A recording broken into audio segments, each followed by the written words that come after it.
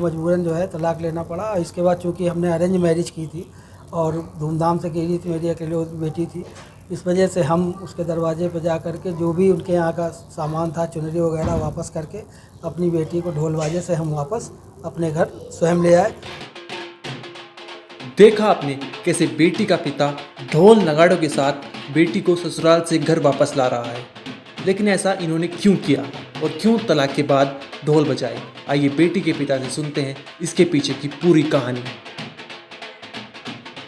मैंने अपनी बेटी की शादी 2016 में विमान नगर पोस्ट हरजन नगर रामा देवी के पास गोपाल प्रसाद के पुत्र आशीष रंजन से की थी, लेकिन उन लोगों ने मेरी बेटी को बहुत टार्चर किया, मानसिक उत्पीड़न, शारीरिक उत्पीड़न, ये दहेज के वास्ते होता रहा। बेटी मेरी इंजीनियर है और वो पालम एयरपोर्ट में मैनेजर के पद पर कार्यरत है, लेकिन बहुत लंबे समय तक उसका उत्पीड़न होता रहा।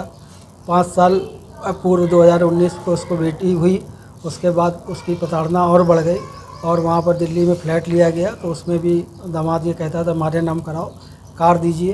तो इन सब स्थितियों से ऊब कर वो जब बेटी हुई तो और ज़्यादा उग्र हो गया और घर छोड़कर चला गया 2019 में ही।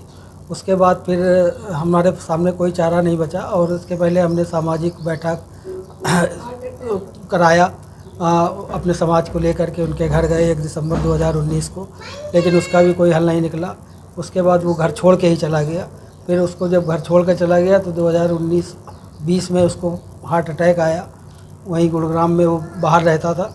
फिर भी हम लोगों ने सहानुभूति बस कि शायद अब चेंज हो जाए, पूरा उसका इलाज कराया, 3.5 लाख रुपए खर्च किए, फिर घर ला के सेवा की, लेकिन जैसे ही वो ठीक हुआ उसके बाद फिर उसने घर छोड़ दिया और तब से वो कानपुर में ही अपने घर में रहने लगा और घर में ही उसके अनैतिक संबंध रहे, जिसकी वजह से ये संबंध सुधर नहीं सका।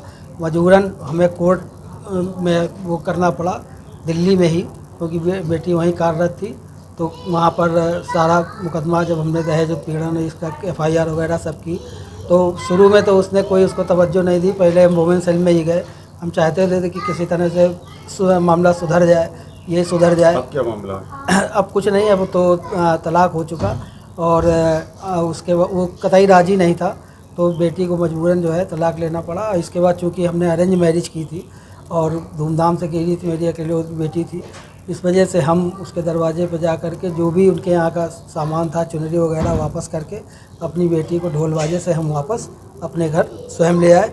उसकी 5 साल की बेटी भी है, उसको अब हम खुद देखभाल करेंगे और हम चाहेंगे कि समाज में ये संदेश भी जाए कि माता पिता अपनी बेटियों को बोझ ना समझें, अगर विषम परिस्थितियाँ सह रही हैं तो उनका साथ दें, और ये हमारा मैसेज है।